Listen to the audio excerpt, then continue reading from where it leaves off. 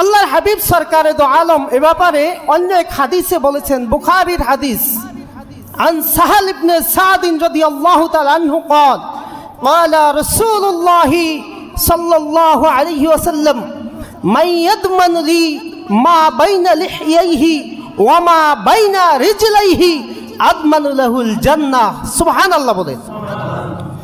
আমার প্রিয় নবীজি মুহাম্মদুর রাসূলুল্লাহ সাল্লাল্লাহু আলাইহি ওয়াসাল্লাম দুনিয়াবাসীকে, উম্মতে মুহাম্মাদীদেরকে জানিয়ে দেয়, ও পৃথিবীর মানুষ, মাইয়াদমানুলি মা বাইনা লিহিয়াইহি ওয়া মা বাইনা রিজলাইহি, তোমাদেরকে আমি দুইটা জিনিস হেফাজতের দায়িত্ব দিলাম।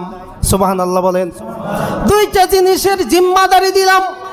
আমার উম্মতেরা, নারী এবং পুরুষরা, তোমরা যদি দুইটা জিনিসের জিম্মাদারি নিতে পারো, দায়িত্ব নিতে পারো, আমি আল্লাহর হাবিব সরকার দো আলম তোমাদের জন্য জান্নাতের জিম্মাদারি নিয়ে নিলাম। কিসের জিম্মাদারি নিলেন? জান্নাতের জিম্মাদারি কে নিলেন? নবীজি। নবীজি বলেন, দুই জিনিসের দায়িত্ব যদি তোমরা নিতে পারো, জিম্মাদারি নিতে পারো, আমি আল্লাহর হাবিব রাসূল আকরাম বলতেছেন, আমি নবীজি তার জান্নাতে নেওয়ার জন্য জিম্মাদারির দায়িত্ব সব আমি নিয়ে নিলাম। কয় জিনিস? দুই জিনিস। একটা হলো মা বাইনা লিহিয়াইহি ওয়া মা বাইনা রিজলাইহি আদমানু লাহুল জান্নাহ। দুইটা জিনিস। এক হলো দুই চোয়ালের মধ্যবর্তী জিহ্বার দায়িত্ব যেই বান্দা এবং বান্দি নিতে পারবে, আমি রাসূল তার জন্য জান্নাতের জিম্মাদারি নিয়ে নিব। সুবহানাল্লাহ বলবেন না? কিসের দায়িত্ব? এই যে জিহ্বা, এই জিহ্বার মাধ্যমে আমরা অনেক কাজ করি। একদিকে আল্লাহর নাম নেই, আল্লাহর ইবাদতে কাজে লাগাই, অন্যদিকে শয়তানের কাজেও লাগাই কিনা। একজন মানুষ হাইটা যাইতেছে, খালি খালি একটা গালি দিয়ে দিলেন, জিহ্বার কাজ কি? জিহ্বা দিয়ে একটা বকা দিলেন, একটা গালি দিলেন। প্রথম হাত দিয়ে শুরু হয় না, শত্রুতা শুরু হয় মুখ দিয়ে। কি দিয়ে? গ্রামের ভাষায় একটা কথা আছে না, বোবার শত্রু নাই, আছে না নাই? যে কথা কম বলে, এর অর্থ হলো এই যে কথা কম বলে তার কিন্তু শত্রু কম। তা আল্লাহর হাবিব বললেন, জিহ্বার দায়িত্ব, যেমন জিহ্বা দিয়ে সত্য কথাও বলা যায়, আবার মিথ্যা কথাও বলা যায়। একজন মানুষকে সান্ত্বনাও দেওয়া যায় ভালো ব্যবহারের মাধ্যমে, আবার আরেকটা মানুষকে এই জিহ্বা দিয়েই কষ্ট দেওয়া হয়।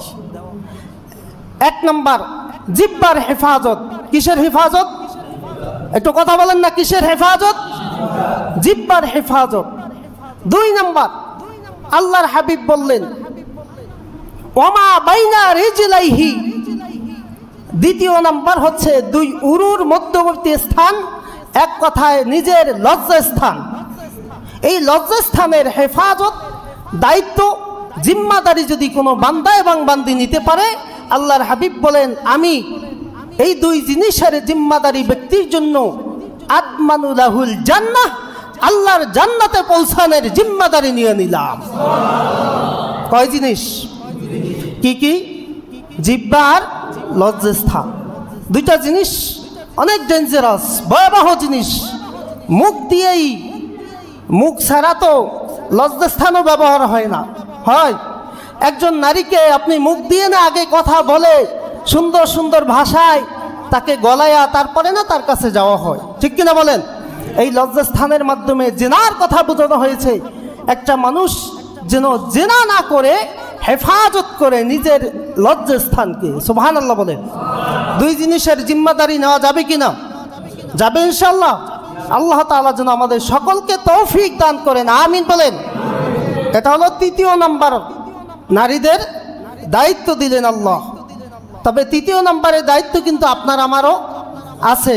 নামাজের দায়িত্ব আছে, রোজার দায়িত্ব আছে, কিন্তু মা বোনদেরকে স্পেশালভাবে বললেন যে তাদের জন্য চার কাজ। তৃতীয় নাম্বার হলো তার সতীত্বের হেফাজত করবে। সুবহানাল্লাহ।